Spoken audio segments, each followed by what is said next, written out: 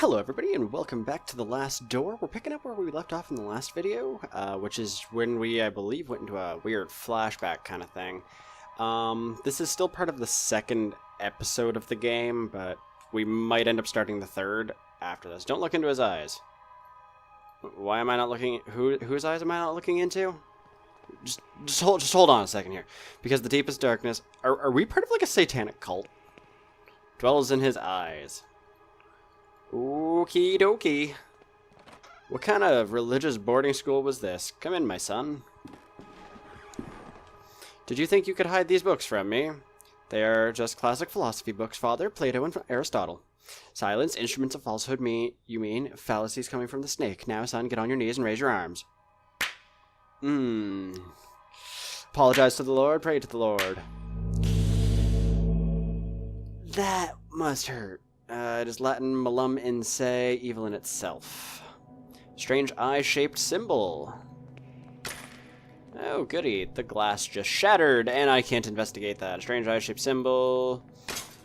Eye of the bird. What does this mean? What is getting... Like, is that just cracked glass, or are those, like, tomahawks in the glass? I'm gonna assume that they're tomahawks. Eye of the bird. That's just a lot of tomahawks. I'm going to continue on in. Lord, your eyes burn me. I don't deserve mercy nor forgiveness. O Lord, have mercy on my soul. Who are you sending me? Is death to whom you are handing me over? Has my hourglass already run out of sand? Father Ernest. Ernest? It's been many years since I last heard that name. Since... Oh, I see. Father, I am here to be able to remember. You have to help me. I beg you. Please, entreaties, petitions, praying, torment, exemption, past times bring us just misfortune and pain. Father Ernest, I was one of your students. One of my old students, you say? It's only the Lord who teaches us. We all must follow his ordinances and disciplines. Get closer, son. Come pray next to me. He has a large burn covering his eyes. He is completely blind. Despite his decrepitude, extreme thinness, and paleness, I can still recognize Father Ernest. But he seems far away, like in another world. A creepy image of Christ crucified. Inexplicably, it has a dark cloth covering its head. Can I, like, move? Makeshift altar is coated in a dense layer of wax. The candles, having almost burnt out, only barely illuminate the room.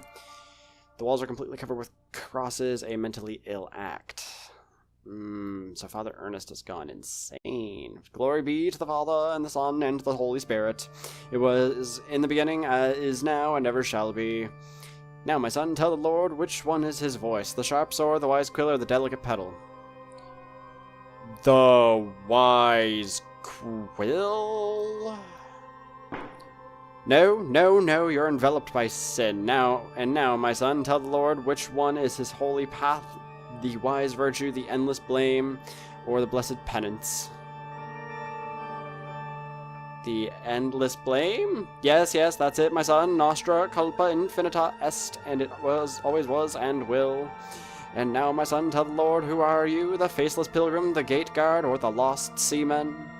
I'm gonna say the lost seaman. Yes, that's it, my son. We lived lost in an endless ocean of sin and blame. Now leave me alone, I have to purify my soul. Okie dokie. Murmur. I know you were there. You didn't hear me. Get out of my room. Despite being blind, he preserves good hearing. I must be more careful when moving.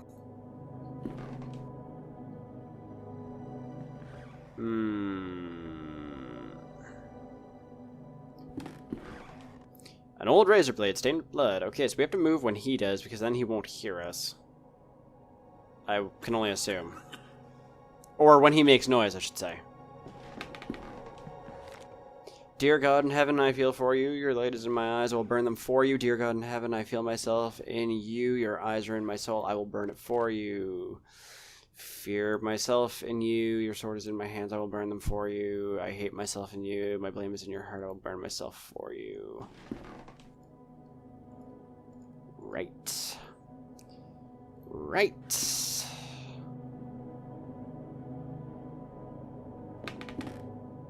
Can I, like, have that? Okay, I can't have the razor blade. Can I have the note? Okay, apparently I can't have the note. Oh, well, I got what I came for. Yep. So all I should have needed is that razor blade. So, if you guys remember in the last episode there was a tapestry. I believe it's upstairs. Yeah. There's a tapestry that leads to the old dormitories. So, if we take this and we, you know, just go slice-a-roni, wouldn't be able to, my hands wouldn't have enough strength. Oh, we're gonna add it to the log. Using the wooden stump as a handle, I can use this to cut. Perfect. Cutting tool. Perfect. Though it sounds like I just made... Oh, we cut it that way. We cut it vertically. Alrighty. So, and finally our expert on philosophy, Jeremiah Devitt, shows up. Where were you, my friend? We have been looking for you.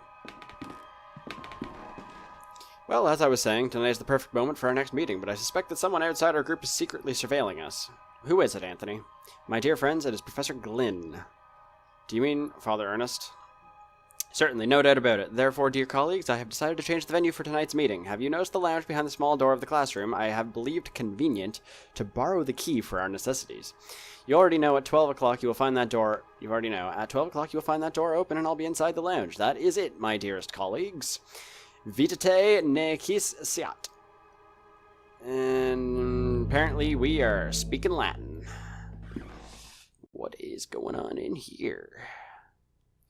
That leads me back. I remember that in this furniture, we used to keep some of our personal belongings. Now it is empty.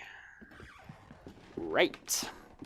The walls are in complete disarray. I could probably punch through it if I tried. Well, then you should try. I remember that this is the bed where I used to sleep when I was a student here. Sure, because sleeping in a decrepit old dormitory is probably a good idea. Mr. Rabbit was jumping through the forest in a warm spring afternoon. Why do I feel like I'm gonna get, like, kidnapped here in a second? When going through a bush, Mr. Rabbit ran into Mr. Wolf, Mr. Vulture, and Mrs. Snake, who were having a heated argument. Okay. Let's go through the nightmare door then, I guess. Mr. Rabbit, curious, asked them, Dearest, why are you arguing in this beautiful and cheerful spring afternoon? Mr. Wolf answered politely, What we are trying to decide here is who of us will have the pleasure to eat you up. Mr. Rabbit, really scared, said, But I do not want to be eaten, I want to live. Okie dokie, this is like full of nightmares and horrifyingness. To which Mrs. Snake answered, smiling, That is impossible to happen, Mr. Rabbit, since we all, both you and us, are going to die sooner or later, don't you think so? Yeah, this is definitely full of nightmare. Am I back upstairs? Mr. Vulture added, Mrs. Snake is right. We should stick to the issue at hand. It is getting late, and as you see, we do not agree. Do you want to help us to decide, Mr. Rabbit? Who would you suggest as the one to eat you? After thinking about it for a while, Mr. Rabbit came up with a good idea and carefully said, I got it, why not to organize a race? The first who arrives to the forest clearing will have the privilege to eat me. No doubt Mr. Wolf can run at high speed, Mr. Vulture can go flying and avoid any obstacle, and I'm sure that Mrs. Snake knows all the shortcuts within the forest. What do you think? I'm just gonna point out the eerie figures in that one right there behind my face. Looks like a person and another thing. Oh, okay, this is fun. The three predators agreed that it was fair, so they just started the race and they quickly disappeared. This is friendly. Mr. Rabbit, happy to trick them, started running at high speed in the opposite direction of the predators who, eager to prove their worth, didn't realize the trick. It's a valid tactic. Oh, apparently I can go back in the Nightmare Land. That's good to know.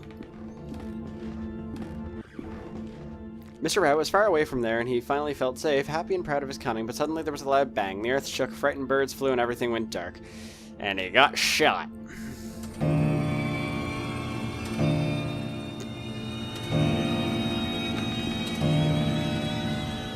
So about that.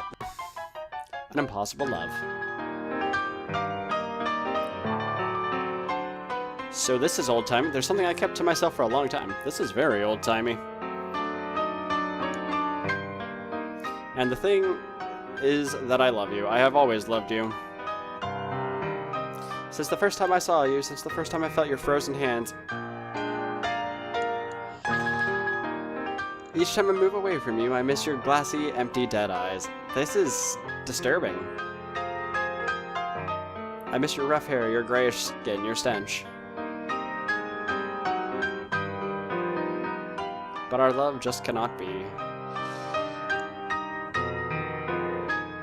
It is an impossible love. That's fantastic. The end. No, not again. How long have I been sleeping? What was all that about? In the nightmare, I found a place in my memories. A dusty mirror.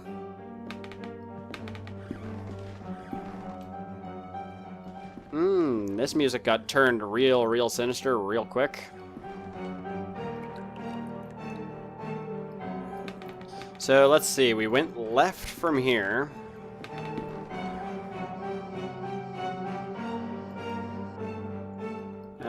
So we're going to where we just went in our nightmares, which I believe was this way? Then we went down this hallway.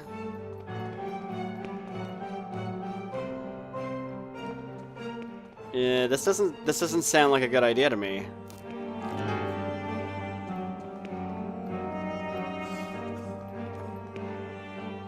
Then we go this way, back through the old classroom. In my disturbing nightmare, I was brought to this spot. It is the trapdoor I saw in my nightmare. From here spreads a horrible stench. There's something down here.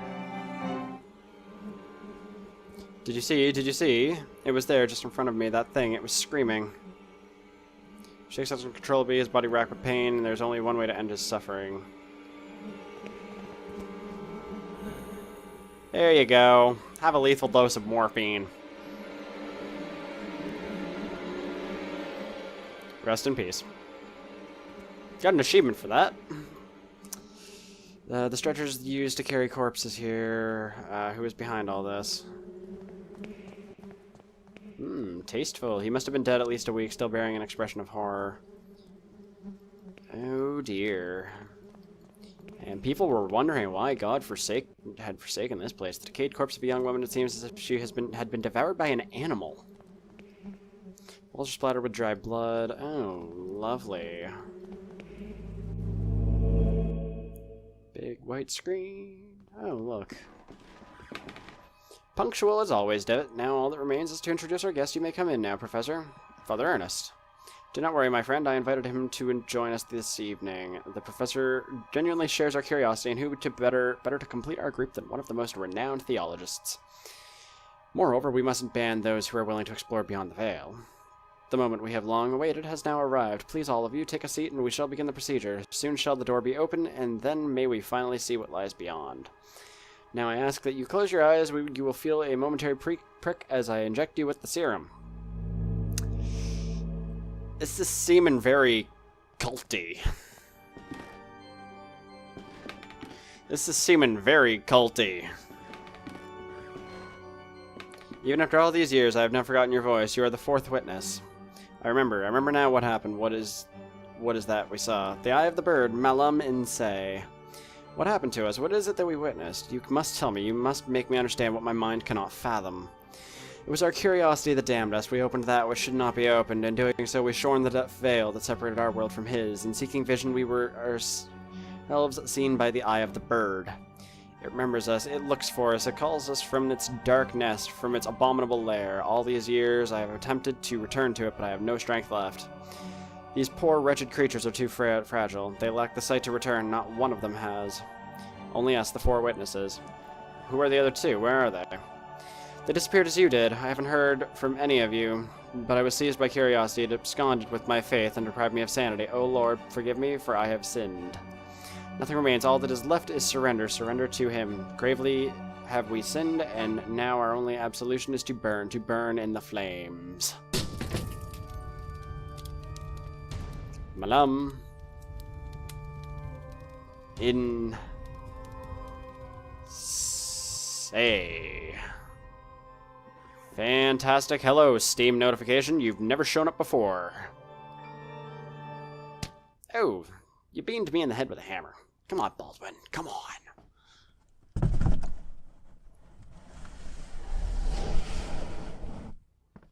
Is it just me, or does that sound like we're being buried alive?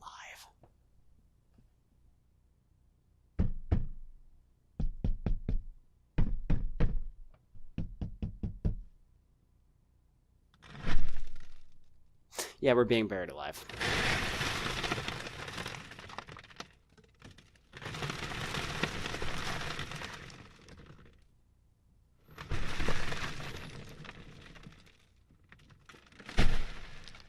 Oh, that sucks. Well, that's it, guys. We're dead. Probably.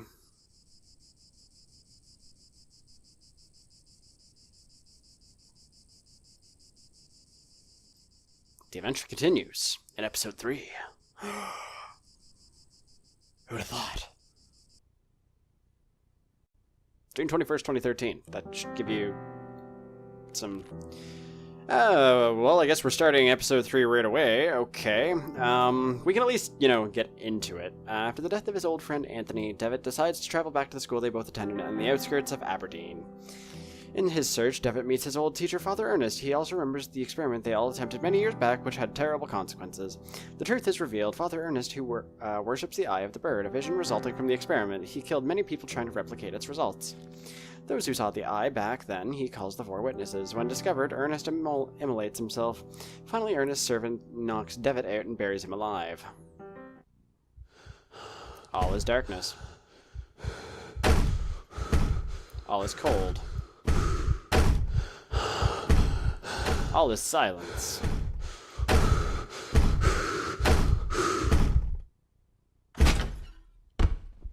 How am I not underground?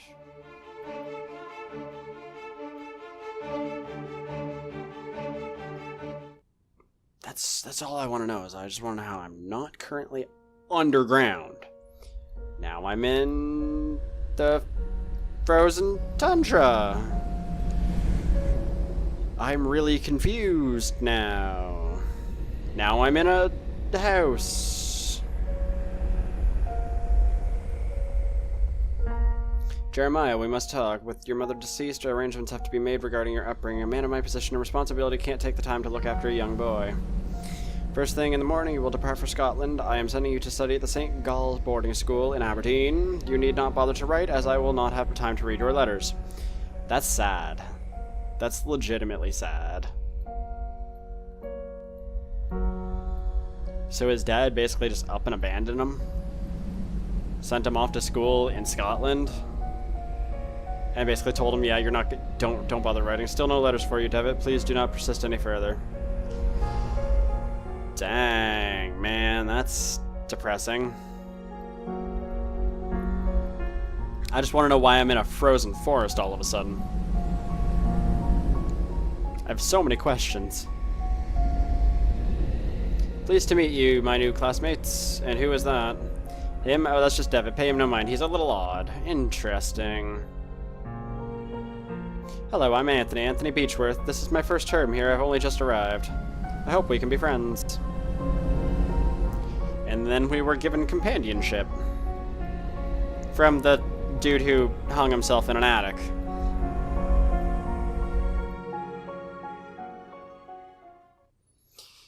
Okie dokie. Where's all my other stuff? Because I had a coin.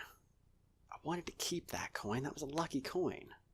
What is happening? I wonder how it got in my pocket. The 4 witnesses. Number 4. You can see a play called The 4 Witnesses. Interesting. What's on the thing here? My head is pounding. I feel so weak and thirsty. If I don't drink water soon, I will faint. Dear Lord, where am I? Shiver runs down my spine when I look at what could have been my eternal deathbed. Ooh, we walking slow. Then again, I think it's also because we're incredibly, incredibly dehydrated. Okay, I just want to get a kind of rough idea of our surroundings. The light coming in from outside is dazzling.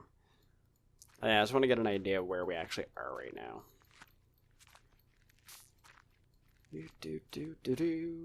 Wandering outside. I'm in a city. Is it Aberdeen? How could I have escaped? Apparently we're in Aberdeen.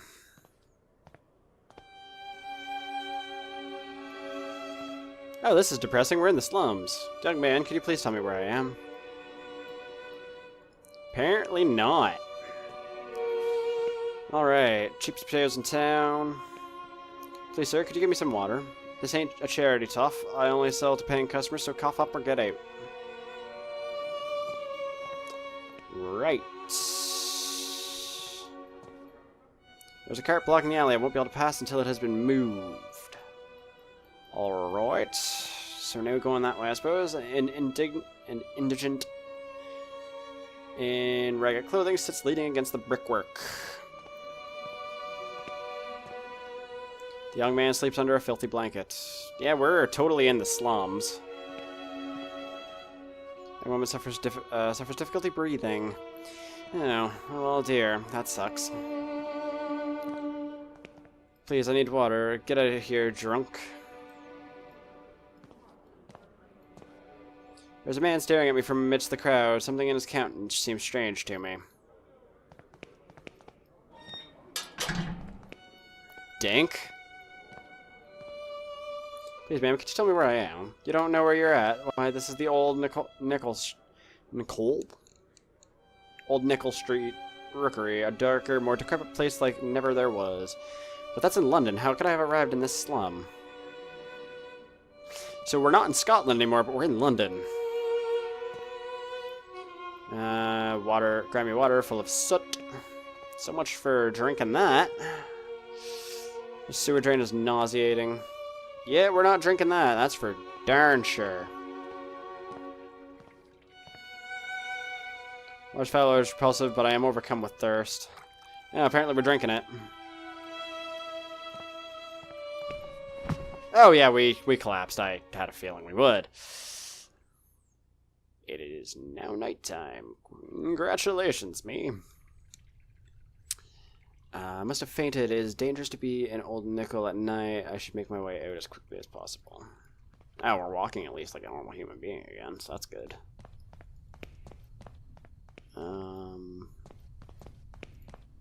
Staying in threadbare streets, struggle to dry in the muggy air. Okay. So you know what? We're actually going to call the video there, guys. Yeah.